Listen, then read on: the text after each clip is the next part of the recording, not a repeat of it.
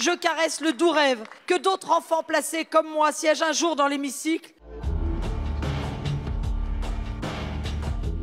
J'ai été placée suite au décès de ma maman.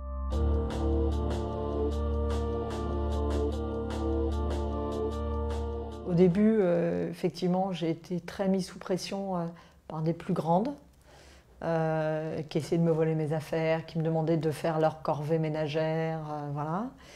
Et malheureusement, après, c'est moi qui étais comme ça avec les autres. Alors, j'ai jamais frappé un enfant, j'ai jamais agressé sexuellement un autre enfant, mais je leur ai fait faire mes corvées, mais je leur faisais peur.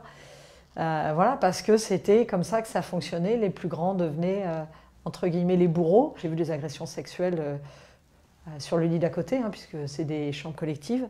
Voilà, donc c'est vraiment un no man's land, en fait. C'est la loi du plus fort. Voilà, enfin moi à l'époque, c'est la loi du plus fort. Il y a des éducateurs que je ne me souviens pas du tout. Par contre, je me souviens très bien des éducateurs qui étaient vraiment, voilà, qui faisaient pas bien leur métier en fait, qui s'occupaient mal de nous. Ça, je m'en souviens très bien. Les prénoms, les visages, je les croise dans la rue, je change de trottoir parce que je pense que je serais capable de leur sauter dessus. Moins maintenant, mais à l'époque, c'était ça. Par exemple, le jour où j'ai eu mes règles, j'ai pris une baffe par mon éducatrice. Voilà, c'est soi-disant, c'était le rite pour passer à l'âge adulte.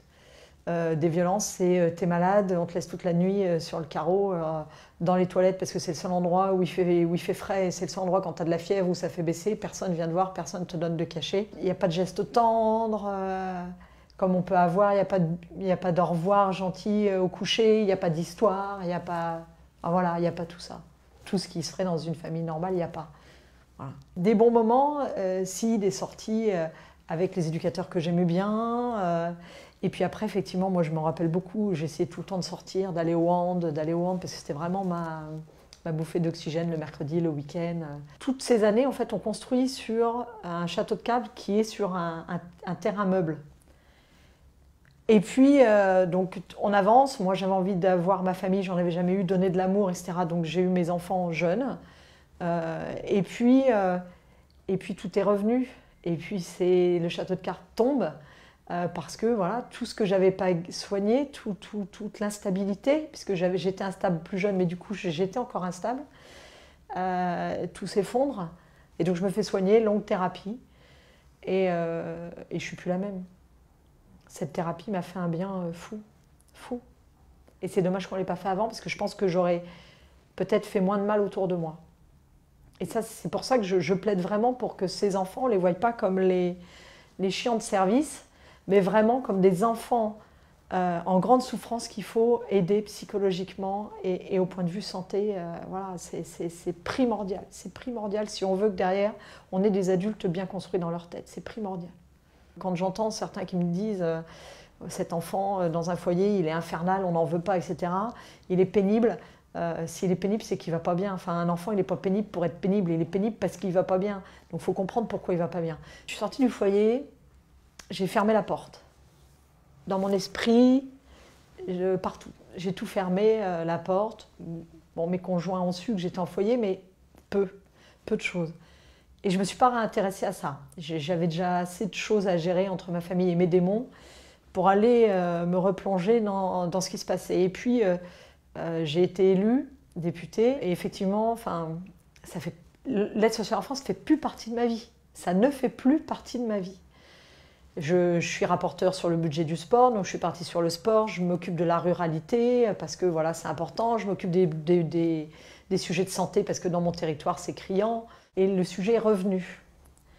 Et j'ai commencé à rencontrer effectivement des enfants, des éducateurs, et au fur et à mesure leur témoignage quand même m'a interpellée parce que moi ça fait 20 ans, mais il y a quand même énormément de témoignages, les jeunes ils sont sortis il y a 5, 6, 7 ans, enfin c'est hier. Et c'est pour ça que j'essaie d'aller dans les institutions, mais c'est très frileux. C'est-à-dire qu'il est plus compliqué pour moi en tant que députée d'aller dans un foyer de l'enfance que d'aller à la prison. C'est quand même étonnant. Alors aujourd'hui, je vous demande, Madame la Ministre, que comptez-vous mettre en place pour rendre l'aide sociale à l'enfance égalitaire, réellement efficiente et pour permettre à ces oubliés de la République d'avoir un avenir? Je vous remercie.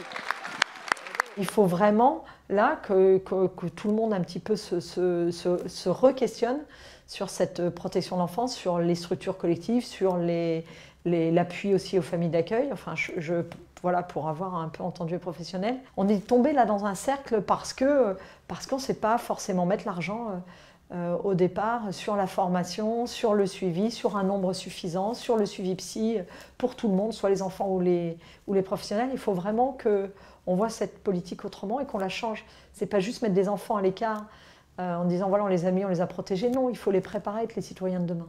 J'ai tellement souffert en fait dans mon enfance d'avoir cette étiquette enfant placé et d'avoir des relations biaisées avec les gens à cause de ça, que c'est un peu ce qui me fait peur aujourd'hui. Et je me dis là, quand je vois l'état de cette protection de l'enfance, eh ben tant pis, si je dois être le porte-parole des ex-enfants, si ça doit me rester, ben ça me restera, mais il faut se battre pour ces enfants.